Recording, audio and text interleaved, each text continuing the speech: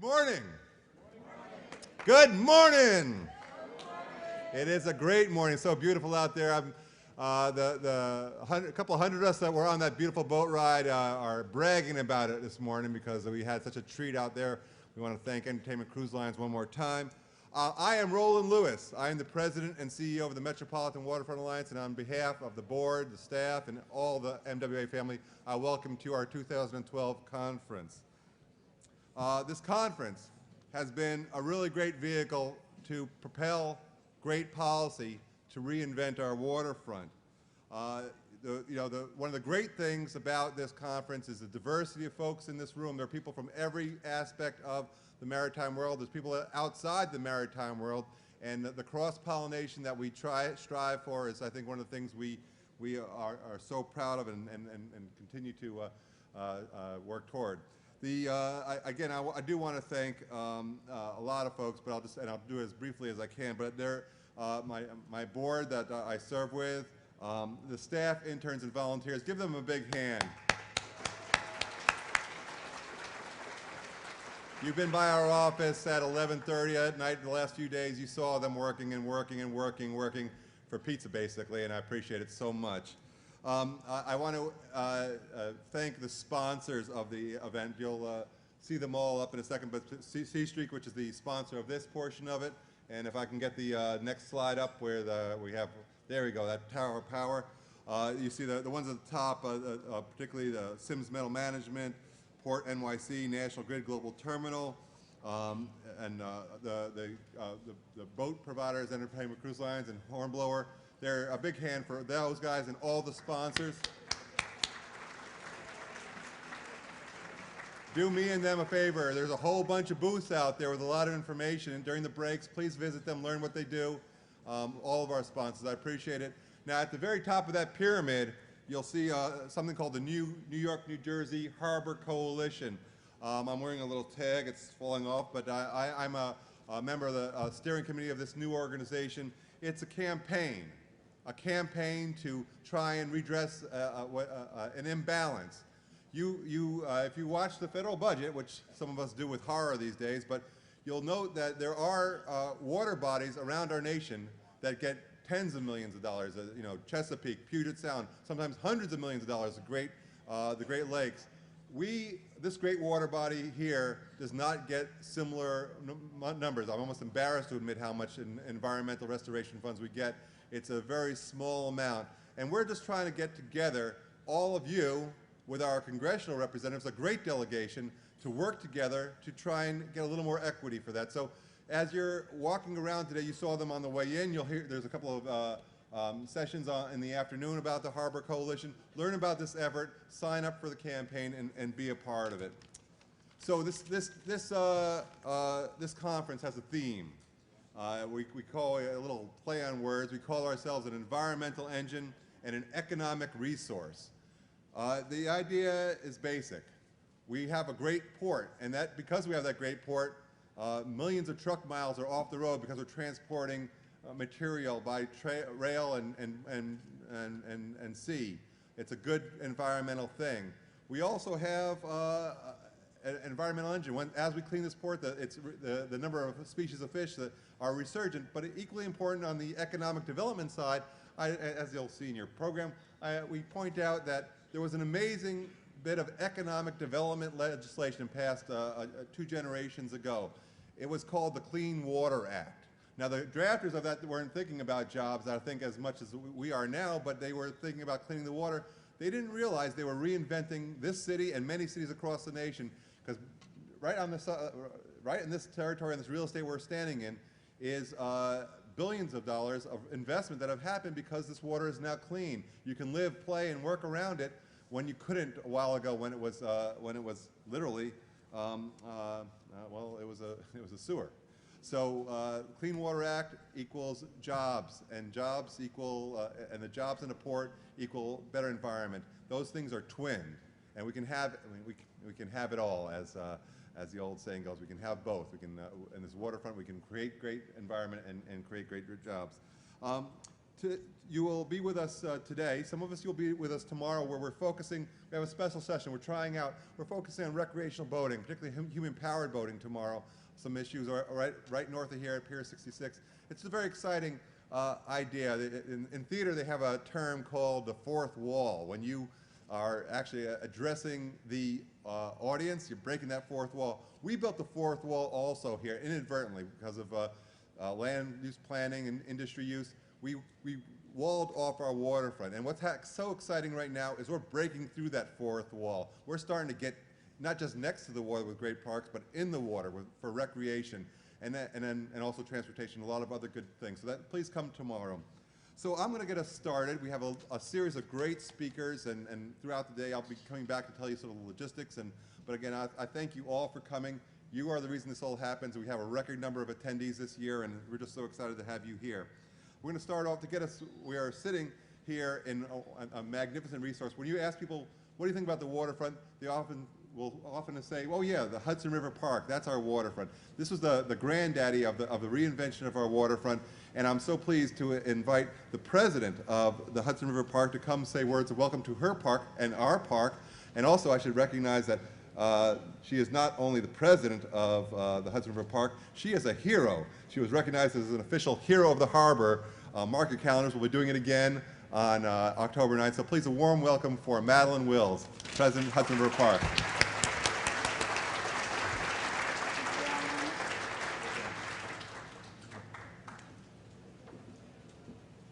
Good morning, everyone. How are you on this beautiful day? And I'm so pleased to host you and have arranged for this lovely day for you today. Welcome to the Hudson River Park. I say that often. Whoops, this is a little tricky here. I say that often these days because I think there are many of you who know this, but the Hudson River Park actually runs from the Battery. It spirals up, runs out at Chambers Street, and then runs all the way to 59th Street. And it is 550 acres and 5 miles long. It's the longest waterfront park in the nation and one of the largest. And I think those numbers are pretty astounding when you look at the size of New York and the size of the Hudson River Park. The park was established by enabling legislation in 1998. As many of you know, the park is 13 years old. It is right now 70% finished, and we still have 30% to go. I look around you, I see many people I know, including people at the Hudson River Park and friends of Hudson River Park. It's been a wonderful, wonderful acknowledgement to all of us that Roland and MWA has really taken on the issues of the waterfront, the importance of the waterfront, really made it like cream, risen to the top, because the waterfront is one of the greatest resources in not just our nation, but really in New York, since we are so much all of water. But what's really, really important is that the issues of the waterfront really be taken seriously and focused on. We are the granddaddy of all waterfront parks. In my last life, head of development and maritime for the Economic Development Corporation, I got to work on many waterfront projects around the city. And I came back to Hudson River Park, one, because it was always, you know, the place that my kids played in, the place that I knew for many, many years, but also because I wanted to make sure that everyone knew is that although this park is great, it has its challenges. We're 70% finished. We need to go the 100% finished. And after 13 years, really, our resources have been drying up. So what does that mean? That means that we need to put, I see as the lights dim, I was going to say we need to put more light on the Hudson River Park for getting more capital from the state and the city and private resources so that we can finish building out this park. You see how wonderful it is where the park is finished. Some of Tribeca is finished, but a lot of it isn't.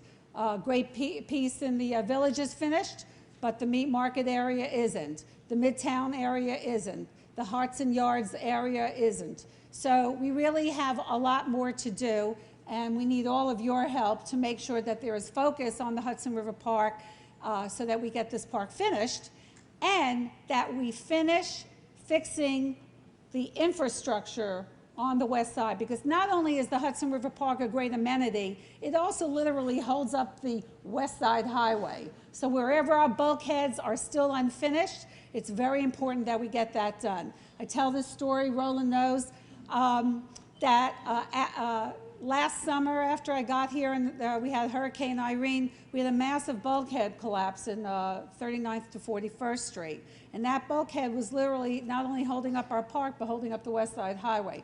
So infrastructure equals Hudson River Park.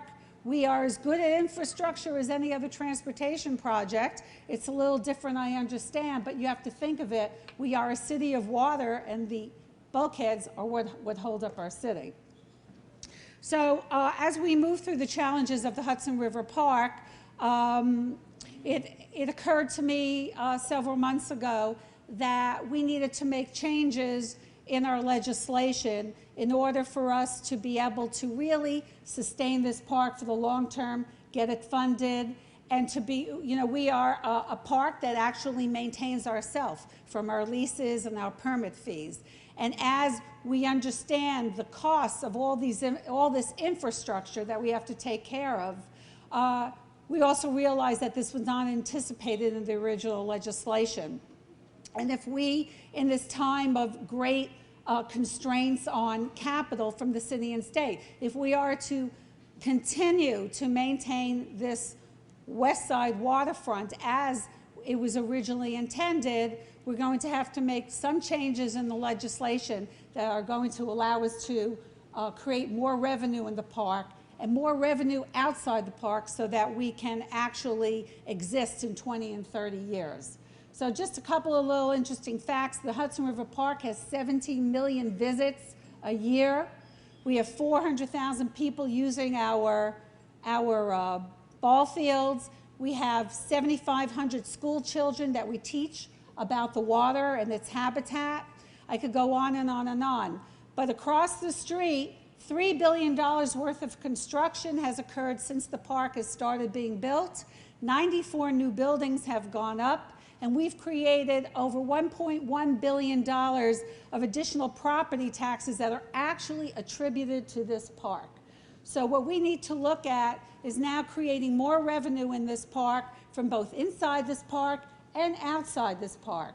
So Roland serves on our Hudson River Park Strategic Planning Task Force.